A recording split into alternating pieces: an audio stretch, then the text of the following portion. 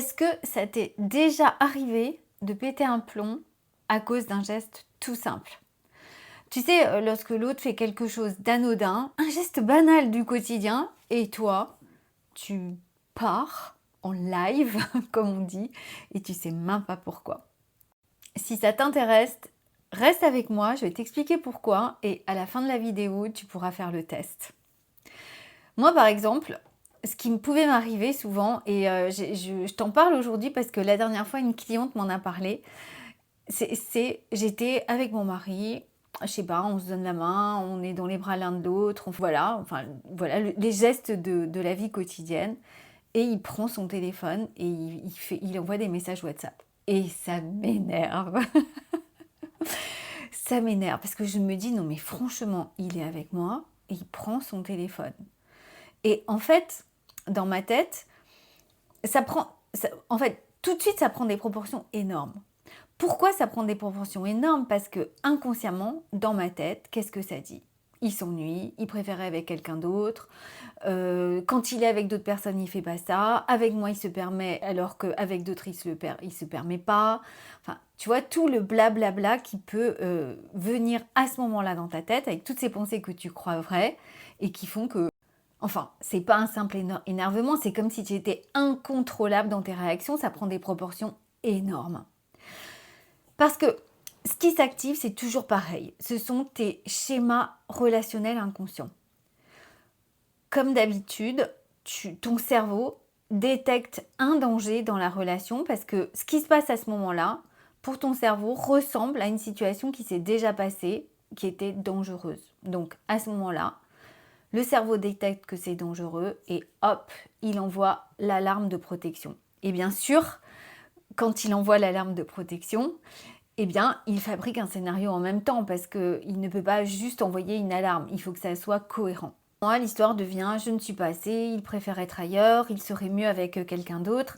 Et quand tu ressens tout ça, vient s'ajouter aussi ces émotions de honte toxique qui te font te sentir jamais assez, presque sale, presque plus petite.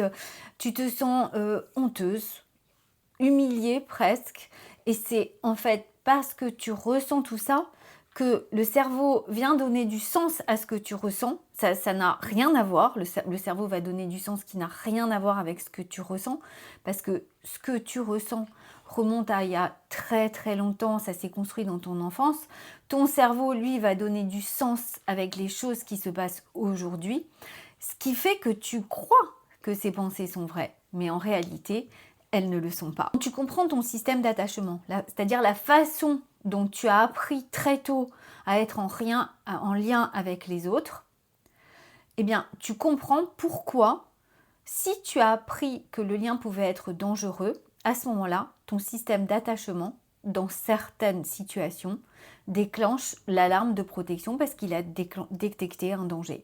Mais quand tu comprends ton style d'attachement, eh bien, tu passes de l'autre est en train de me faire du mal, où la relation est contre moi, à quelque chose de très différent qui dit mais l'autre n'est pas mon ennemi.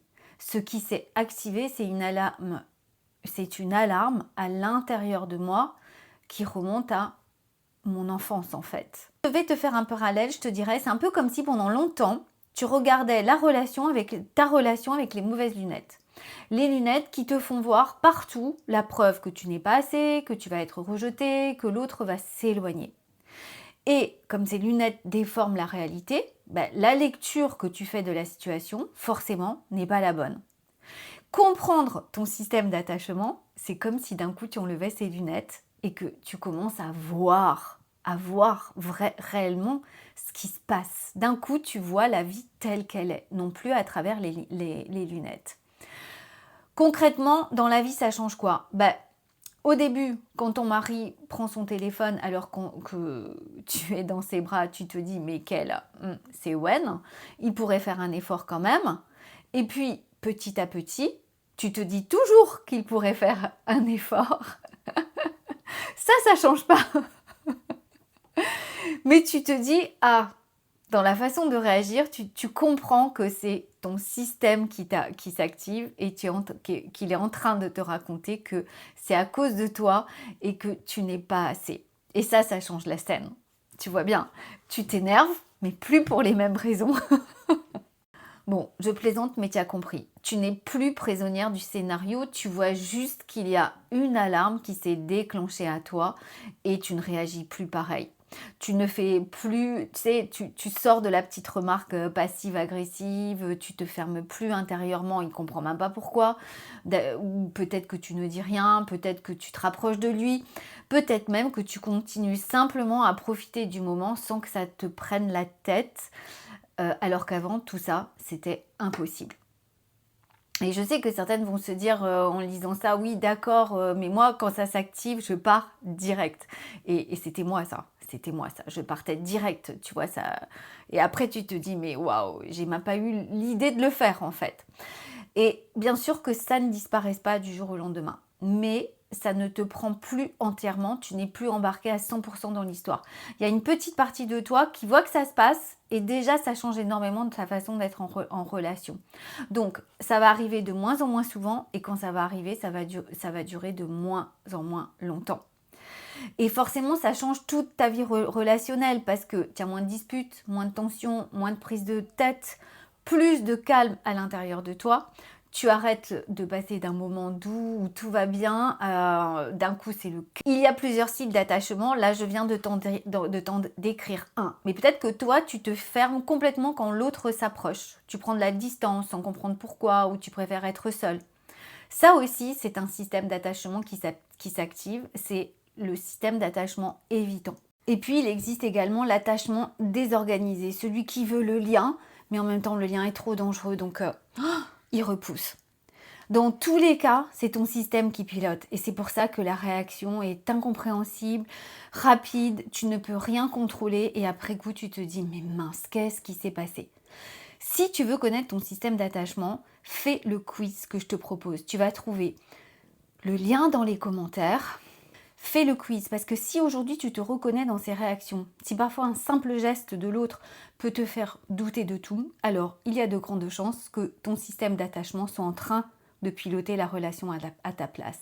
Donc, ce quiz n'est pas là pour te mettre dans une case, mais il est là pour t'aider à voir quel système s'active chez toi dans la relation. Anxieux, évitant ou parfois un mélange des deux. Parce que le jour où tu vois clairement ton système fonctionner, tu comprends tes relations aux autres, à ta famille, tes enfants, tes parents, ton compagnon, tes amis, mais aussi tu peux comprendre ta relation à ton boss, la relation à ton business, la relation à ton corps, la relation à l'argent en fait. Le système d'attachement, c'est la base. Le jour où tu vois clairement ton système fonctionner, tu arrêtes de croire que tout ce que tu ressens est forcément la réalité. Et un matin, tu te lèves, ton mari prend le téléphone et tu continues à profiter simplement du moment sans que ça te prenne toute la tête. Ça, avant, c'était impossible. Donc, si tu veux découvrir ton style d'attachement, clique sur le lien que tu trouveras en commentaire. À très vite.